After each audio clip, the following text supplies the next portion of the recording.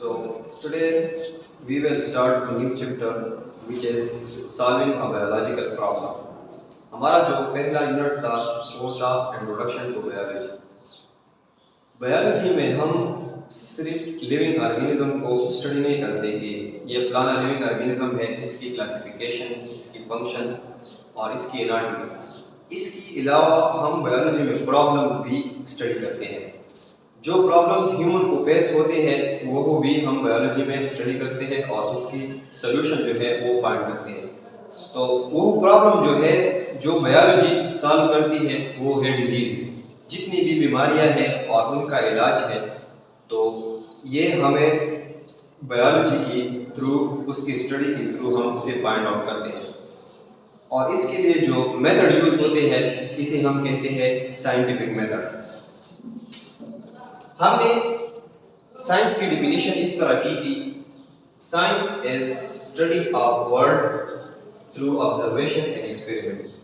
Science में हम दुनिया की स्टडी करते हैं ऑब्जर्वेशन और एक्सपेरिमेंट के थ्रू। हमें दुनिया में ऑब्जर्वेशन और एक्सपेरिमेंट की ज़रूरत क्यों आती है? इफ वी फेस प्रॉब्लम, जब हमें प्रॉब्लम्स फेस आते हैं तो उन प्रॉब्लम पर हम ऑब्जर्वेशन करते हैं और उन पर एक्सपेरिमेंट करते हैं, तो ये स्टडी हमारे पास क्या है? साइंस कहलाती है। सो scientific method is problem solving approach. अब हमें प्रॉब्लम आए हैं और हमें इन प्रॉब्लम्स को सॉल्व करना है, तो इसके लिए हमें यूज करने होते हैं साइंटिफिक मेथड। यही साइंटिफिक मेथड जो है ये ही अप्रोच है हमारे प्रॉब्लम को सॉल्व करने के लिए। And this method is applicable to all discipline of science। और ये मेथड जो है ये साइंस की सारे डिसिप्लिन को एप्लीकेबल है, चाहे वो केमिस्ट्री हो, चाहे वो बायो हो, चाहे वो फिजिक्स हो। बायोलॉजी में हमें कौन सी प्रॉब्लम जो है ये फेस आते हैं और उन प्रॉब्लम को हमें सॉल्व करना होता है, वो है डिजीज एंड इट्स ट्रीटमेंट। जितनी भी बीमारियां हमारे सामने आती है उनको स्टडी करना और उनका प्रॉपर ट्रीटमेंट जो है वो फाइंड आउट करना, ये बायोलॉजी में एक मेन प्रॉब्लम है। फिजिक्स में हमारे पास जो मेन प्रॉब्लम आता है इम्प्रूविंग टेक्नोलॉजी, हम टेक्नोलॉजी को इम्प्रूव कैसे करें। केमिस्ट्री में जो मेन प्रॉब्लम आता है वो है कंपोजिशन ऑफ मैटर। मैटर की कंपोजिशन में हमें जितने भी प्रॉब्लम आते हैं उसकी स्ट्रक्चर के लिहाज से जितनी भी प्रॉब्लम्स है, कोई न्यू एलिमेंट के डिराइवेशन है, जो भी कंपोजिशन ऑफ मैटर है, उसमें हम क्या करेंगे? केमिस्ट्री उसे फाइंड आउट करेगी। केमिस्ट्री, फिजिक्स, बायोलॉजी ये तीनों ही हमें साइंटिफिक मेथड को यूज करती है और इन प्रॉब्लम को फाइंड आउट करती है। बायोलॉजिकल मेथड, साइंटिफिक मेथड, ये भी एक साइंटिफिक मेथड है इन which biological problems are solved, जिसमें हमारे पास बायोलॉजिकल प्रॉब्लम सॉल्व होते हैं। अगर हम बायोलॉजी को पढ़ते हैं तो हम बायोलॉजिकल मेथड पढ़ेंगे और इस बायोलॉजिकल मेथड में हम बायोलॉजी की प्रॉब्लम सॉल्व करते हैं। वो प्रॉब्लम जो है हमारे पास मेनली है disease.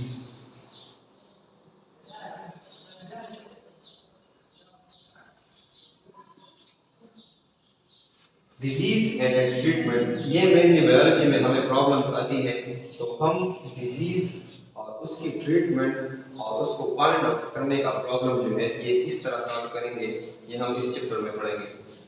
For solving biological problem, biologist take 6 steps. अब एक डिजीज आई और उस डिजीज को स्टडी करना है, उसके ट्रीटमेंट को फाइंड आउट करना है, तो बायोलॉजिस्ट जो है उसके लिए 6 स्टेप यूज करता है। उसमें सबसे पहला है रिकग्निशन ऑफ प्रॉब्लम। वो सबसे पहले इस प्रॉब्लम को पहचानता है, ऑब्जर्वेशन एंड प्रीवियस रिसर्च, फिर उसका मुशाहिदा करता है और ये भी देखता है कि पिछले इसमें कोई तहकीकात हुई है कि नहीं। नेक्स्ट वो एक हाइपोथेसिस बनाता है, वो एक पॉसिबल आंसर बनाता है कि शायद इस बीमारी का और शायद इसका ट्रीटमेंट ये भी हो सकता है। रीजनिंग, डिडक्टिव एंड इंडक्टिव, फिर वो इस हाइपोथेसिस में रीजनिंग करता है जिसकी 2 टाइप्स हैं, एक है डिडक्टिव, एक है इंडक्टिव। इसको भी हम पढ़ेंगे। नेक्स्ट रीजनिंग के बाद वो एक्सपेरिमेंट करता है और लास्ट में वो कंक्लूजन और रिपोर्टिंग अपने रिसर्च को जो है वो रिपोर्ट करता है और रिसर्च को शाया करता है।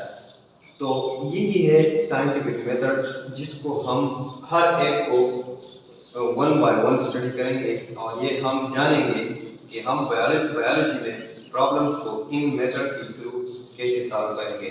सो इसके बाद हम इसका एक फ्लो चार्ट ड्रा करेंगे ताकि ये आपको इजीली अंडरस्टैंड हो जाए। इस डायग्राम में अब हम देखेंगे कि हम कैसे एक बायोलॉजिकल प्रॉब्लम को सॉल्व करते हैं।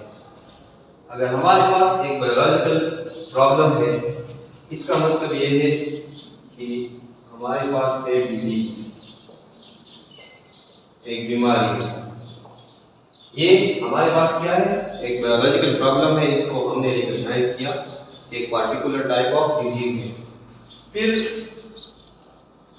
इस डिजीज पर हम ऑब्जर्वेशन करेंगे और प्रीवियस नॉलेज देखेंगे कि प्रीवियस इस पर हमारे पास कोई रिसर्च हुआ है कि नहीं।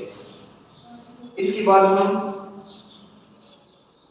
एक हाइपोथेसिस देंगे, एक पार्टिकुलर असम्पशन देंगे कि क्या वजह हो सकता है इस डिजीज का, क्या काज हो सकता है इस डिजीज का। ये हाइपोथेसिस हमारे पास एक असम्पशन होगा, ये या ट्रू होगा या फॉल्स होगा। इसका पता हमें बाद में एक्सपेरिमेंट में चलेगा। अब हम इस हाइपोथेसिस को एक्सप्लेन करेंगे और इस हाइपोथेसिस को हम एक्सप्लेन करते हैं रीजनिंग के थ्रू। तो इसमें हमारे पास रीजनिंग के टू टाइप्स हैं, एक है डिडक्टिव रीजनिंग और एक है इंडक्टिव रीजनिंग। इंडक्टिव रीजनिंग में हम जाते हैं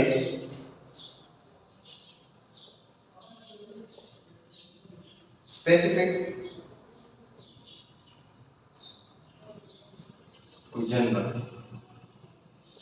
एक रीजनिंग होगा जिसमें हम स्पेसिफिक से जनरल की तरफ जाएंगे, डिटेल में हम इसको पढ़ेंगे। डिडक्टिव रीजनिंग में हम जनरल टू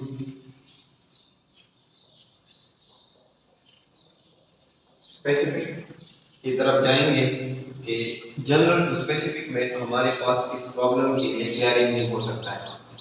रीजनिंग के बाद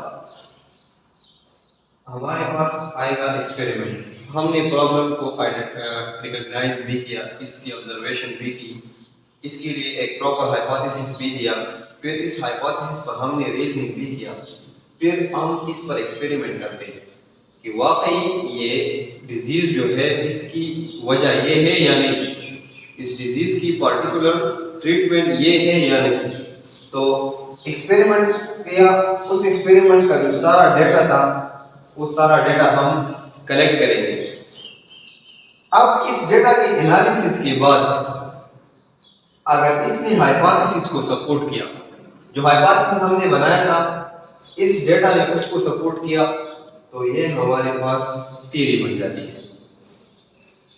अगर इस डेटा ने हाइपोथेसिस को सपोर्ट नहीं किया, मतलब हमारे जो सारा साइंटिफिक मेथड है वो गलत जा रहा है और हम प्रॉब्लम को आइडेंटिफाई नहीं करेंगे, तो फिर हम इस टिप से बैकवर्ड आएंगे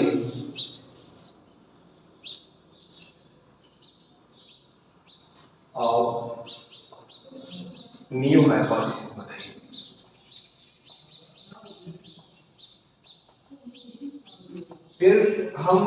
फिर एक दूसरा आंसर बताएंगे कि इस डिजीज का ये काज नहीं है तो इसका एक और काज हो सकता है, फिर उस पर हम डिटेल स्टडी में जाएंगे।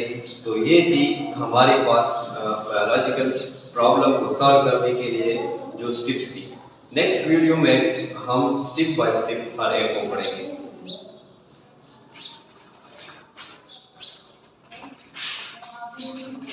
तो इस चैप्टर में हर एक स्टेप को वन बाय वन पढ़ने के बाद हम इसको एग्जाम्पल्स पे अप्लाई करेंगे, जिसमें हम एक एग्जाम्पल पढ़ेंगे मलेरिया।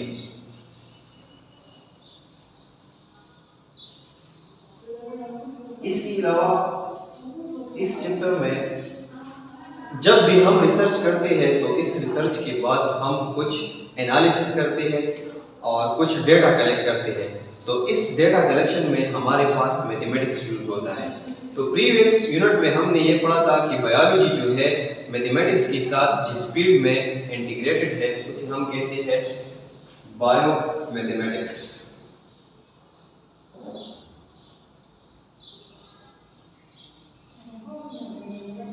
इसको दूसरा नाम हम बायोमेट्री भी कहते हैं। एक और नाम इसको हम कहते हैं बायोस्टैटिस्टिक्स। तो इस चैप्टर की एंड में हम ये भी पढ़ेंगे कि मैथ्स जो है हम उसको कैसा एज अ टूल यूज करते हैं बायोलॉजिकल प्रॉब्लम सॉल्व करने के लिए।